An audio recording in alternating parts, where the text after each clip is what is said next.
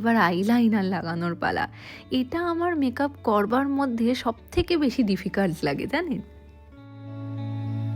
এই চোখের কর্নারটা সুন্দরভাবে হয়ে যায়, একটা চোখে হয়ে যায়, একটা চোখে হতে চায় না। চেষ্টা করি,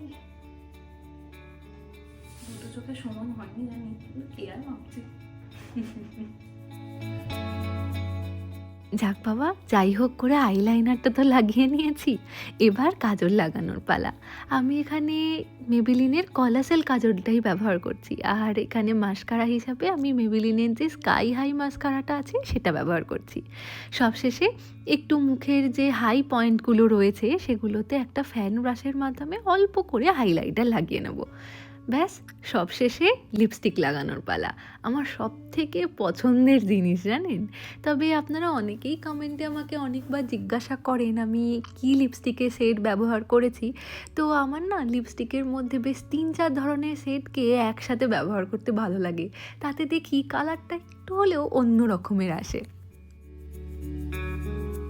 আমি তৈরি, এটা আমার আজকের লুক।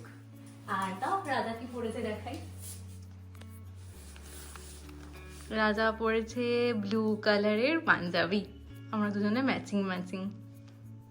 চলো, এবার যদি ঠান্ডা লাগে কি করবে? লাগবে না।